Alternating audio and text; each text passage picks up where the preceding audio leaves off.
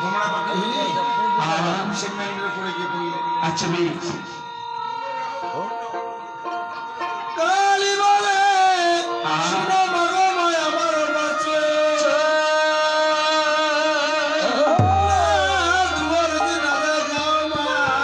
আমি ঢুকিব কেমন এ জগৎ জননী আজ আমার এই মোটা শরীর নিয়ে আচ্ছা আজ আমি কিভাবে মেন্ডে প্রবেশ করবো মা গো? তবে কালীদি হ্যাঁ মা গো। আজ আমি বড় ভুল করেছি কালীদি। আজ আমি এখন শরীরের ব্যবস্থা করে দিয়েছি কালী। তাই করো মা গো। এবার কালীর অবস্থাকে পদ্মাবতী সন্তান সপ্তম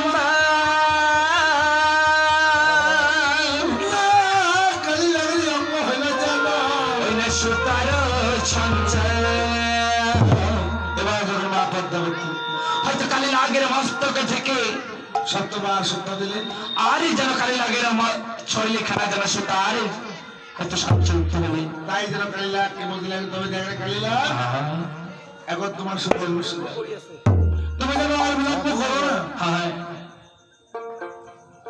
এবার সে মা পদ্মাবতী যেন কালীলা কেমন রাস্তার পথ দেখিয়ে দিল। ঈশ্বর কোনটাই আছে সিন্দুরের ফোটাইয়া ধারণী করে কালীলা ওই না তুই যাবি পাবি বাস বিশ্বমাদের ঘাটা। হে কালী হ্যাঁ ঈশ্বর কোন মধ্যে আজ হয়তো আমি সিন্দুরে ফোঁটা দিয়ে রেখেছি আচ্ছা আর সেই দিকে হয়তো তুমি গমন করলে হয়তো তুমি বাদে বিশ্বমাদের ঘাটা পেয়ে যাবে। আর এই কথা শুনিয়া কালীলা করিল গম ঈশ্বর কোনতে যায় একবার দিল দর্শন ঈশ্বর কোনতে দেখে সিন্দুরে ফোঁটা ধারণী করে কালীলা আগে যেন সিন্দুরে দেখা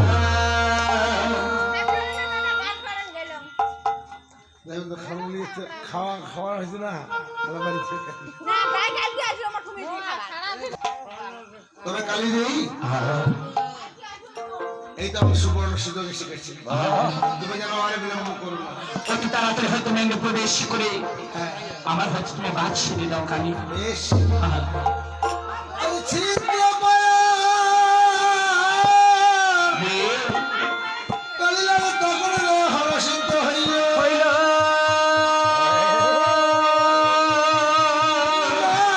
সুদর্শ পায়া কালীলা যেন ওই না ভিতরে প্রবেশ করিল।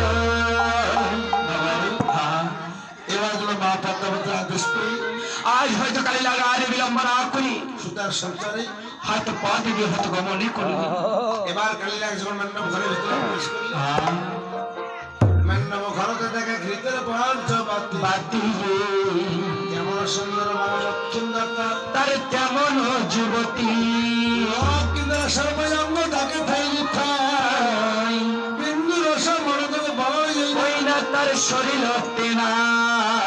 এবার কালীলা আজ হয়তো লক্ষিন্দরের এক মাথা থেকে হয়তো পাপ দেখি বেশ তথাপি যেন তার এক বিন্দু যেন পাপের লেশ তিনি খুঁজে পেলেন না। তাই এবার কালীলা যখন দোষ পেলেন না কালীলা একদিন অবাক হয়ে গেল হাই রে আজ হয়তো আমি এই বিনা দোষী আজ বিনা দোষে হয়তো লক্ষিন্দরকে আমি দংশন করতে পারবো না। আমার কোনো সম্ভব হবে না আমি আবার সে মায়ের কাছে চলে যাব আর হয়তো ফিরে যা বলবো গো মা আমি যেন এই কাজ করতে পারবো না জননী। হরি আমি ফিরিয়া চললে লাগ রে পদ্মার দর্শনে শোনে মাগো মা জননী কোন দৌড়া পরম মাগো মা মেন্ডব ভিতরে হে জগৎ জননী মা আজ হয়তো বালা লক্ষিন্দরকে আমি দংশন করবো মা। আমি তো তার কোনো একটি পাপের লেছে দেখতে পাচ্ছি না। হয়তো পেয়ে বলেই আজ হয়তো ফিরে এসে তোমার এই কাছে হয়তো বলছি মা এবার মা পদ্মাবতী বলতে লাগলেন তবে লাগেনি রে বলো মা। আজ মনুষ্য নাকি হৃদয় বুঝি তবে যে কালীলা বসন্ত ভঙ্গ হল মা গো কালী মা আজ মানুষকে দেখে মায়া মমতা করে আহা আবার আবার তুমি আমার কাছে ফিরে এসেছো। হ্যাঁ মা গো। আমি যখন বাচ্চা দিতে পারলাম না কালিনী, হ্যাঁ। আমি ওই জন্য তোমাকে আর বাঁচিয়ে রাখবো। ওগো জননী, হ্যাঁ হ্যাঁ কালী, জননী মা গো। আজ আমি তোমাকে ব্রহ্মসাপ দিয়ে ভসীভূত করবো রে কালী। না মা গো না, কালিনী আমাকে যেন ভীষিত করবেন না জননী। বল বল কালী, তাহলে তুমি কি বলতে চাও? মা, আমি আবারে যাব মা গো, আবারে যাব, কিন্তু জানো মা গো, বেশ, এই লক্ষ্মীধর কি, হ্যাঁ লক্ষ্মীধর কি যে আমি বিনা দোষী দংশন করতে পারবো না মা গো। কালী, হ্যাঁ জননী, তবে কালিনী বলো মা। তুমি তাহলে আবার সীমান্ত ঘরে প্রবেশ করতে হবে। তাই করবো জননী। এবার যেন সে কালিলার ব্রহ্মসাপের ভাই আবার যেন সে ম্যান্ডাম ঘরের ভিতরে প্রবেশ করলে, সে যেন ম্যান্ডাম ঘরের ভিতরে প্রবেশ করে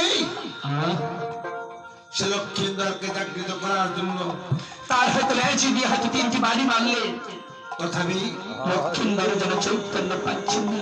এবার যখন লক্ষ্মীন্দর চৈতন্য পাচ্ছে না, তাই যেন কালিলার বলতে লাগলে, হ্যাঁ রে যেমন করে হোক আজ ছলে বলে কৌশলে তা করে যেন লক্ষ্মীন্দরকে আমার অংশন করতে হবে। প্রসাদ